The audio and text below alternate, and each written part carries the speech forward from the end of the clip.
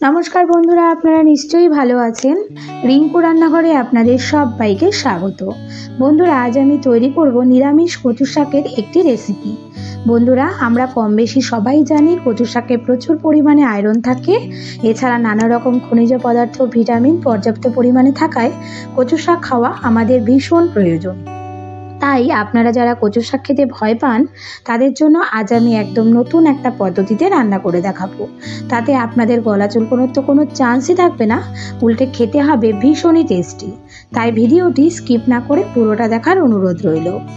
এখানে আমি কিছু পানি কচুর ডাঁটা কেটে নিয়েছি, আর কচুর ডাঁটাগুলো ধুয়ে জল ঝরিয়ে নিয়ে ছোট ছোট টুকরো করে কেটে নিয়েছি।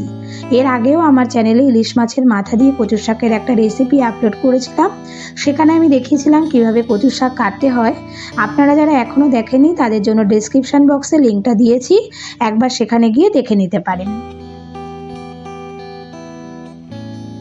এছাড়া কচু শাক ছাড়া আর যেটা আমার দরকার তা হলো 4 টেবিল চামচ মটর ডাল। এখন এটা কিছুটা জল দিয়ে আধ ঘন্টা ভিজিয়ে রেখে ভালো করে ধুয়ে সামান্য জল দিয়ে একটা পেস্ট তৈরি করে নেব।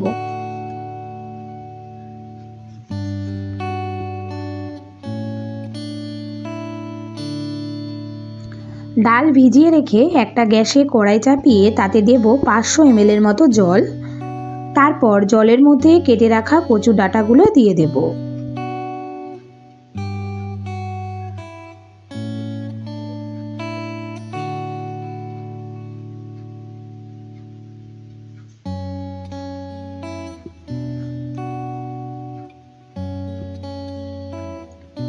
এরপর এটা 15 মিনিট ঢেকে সেদ্ধ করে নেব, আর এই সময় গ্যাসের ফ্লেমটা অবশ্যই হাই রাখতে হবে।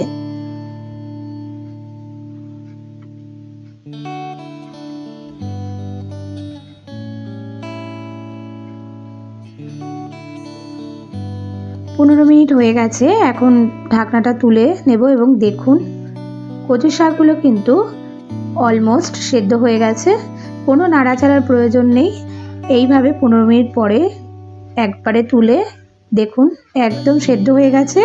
এটা এখন একটা ঝুড়ির মধ্যে ঢেলে দেবো এবং জল ঝরিয়ে নেব। এই প্রসেসে রান্না করলে কিন্তু কচু শাক থেকে কোনো রকমই গলা চুলকোনোর কোনো চান্স থাকে না। এখন গ্যাসে আবারও একটা কড়াই চাপিয়ে দিয়ে তাতে দেব 100 গ্রাম সাদা তেল।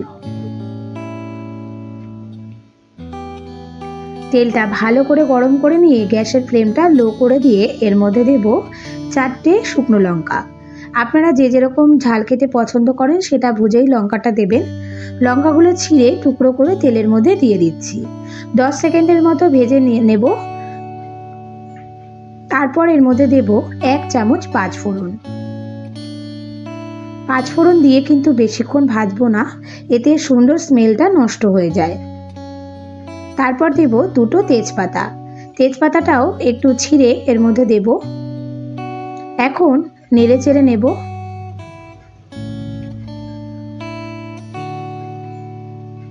একটু নেড়ে চেড়ে নিয়েছি, এখন এর মধ্যে দেব 2 চামচ আদা বাটা।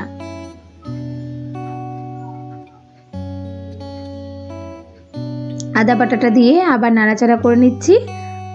আদা যখন খুব সুন্দরভাবে ভাজা হয়ে যাবে তখন এর মধ্যে দেব আগে থেকে বেটে রাখা ডাল। তবে আদাটা কিন্তু খুব সুন্দরভাবে ভাজতে হবে। আদা ভাজা হয়ে গেছে, এখন আমি এর মধ্যে দিচ্ছি বেটে রাখা ডালটা। ডাল দিয়ে এটা লো টু মিডিয়াম ফ্লেমে নাড়াচাড়া করতে থাকবো। এখানে একটা কথা বলে রাখি বন্ধুরা, ডাল ভাজার সময় ঘন ঘন নাড়াচাড়া করে নিতে হবে, নইলে ডাল কড়াইয়ের তলায় লেগে যেতে পারে।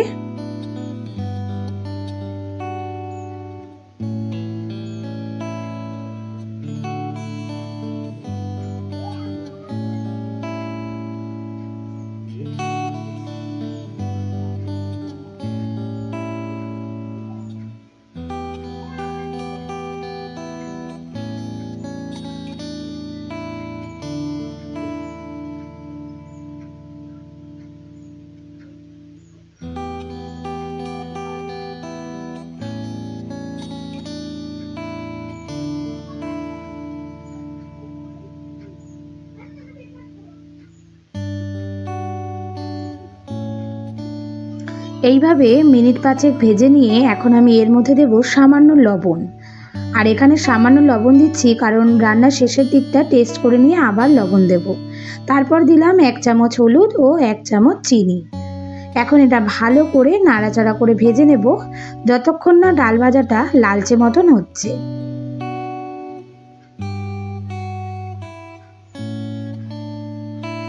এইভাবে আমি মোটামুটি 15 মিনিট ধরে ডাল ভেজে নিয়েছি।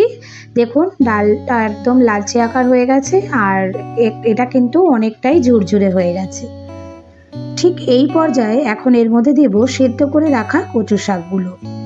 বন্ধুরা, আপনারা যারা আমার রান্নাগুলি পছন্দ করেন কিন্তু এখন আমার চ্যানেলটি সাবস্ক্রাইব করেননি, তাদের কাছে আমার রিকোয়েস্ট আপনারা আমার চ্যানেলটি সাবস্ক্রাইব করে আমার পাশে থাকবেন এবং পাশে থাকা বেল আইকনটি ক্লিক করে দেবেন যাতে আমার পরবর্তী ভিডিও নোটিফিকেশনটি আপনার কাছে সবার আগে পৌঁছে যায়।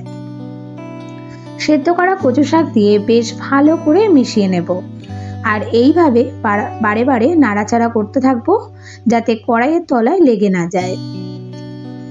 এতে কোনো এক্সট্রা জলের দরকার হয় না, কচু শাকের মধ্যেই অনেক জল থাকে, সেটাতেই কিন্তু এই রান্নাটা হয়ে যাবে।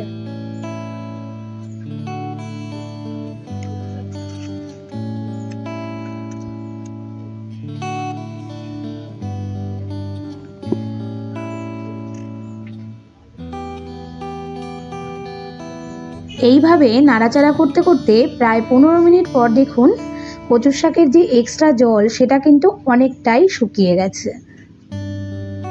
এখন এই পর্যায়ে দেব স্বাদ অনুযায়ী লবণ। এখানে বলি বন্ধুরা, আগে কচু শাকের পরিমাণ দেখে যদি লবণ দিতাম তবে এখন কিন্তু লবণ অনেকটাই বেশি হয়ে যেত এবং কচু শাক খেতে একদমই ভালো লাগতো না।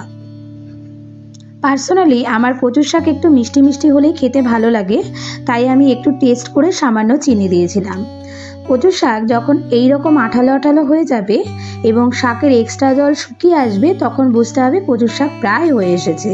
আর এতে এক্সট্রা কোনো মশলা দেওয়ার প্রয়োজন হয় না, এমনিতেই এটা খেতে কিন্তু ভীষণ টেস্টি হয়। এখন এটা নামিয়ে পরিবেশন করব। কচু শাক দিয়ে যেমন ভাত খাওয়া যায় তেমনি রুটির সাথে খেতেও কিন্তু ভীষণ ভালো লাগে। দেখুন বন্ধুরা, কতটা সহজে ও একদম কম মশলাতে আপনাদের দেখালাম নিরামিষ কচু শাক। আপনাদের একবার এইভাবে বানানোর অনুরোধ রইল।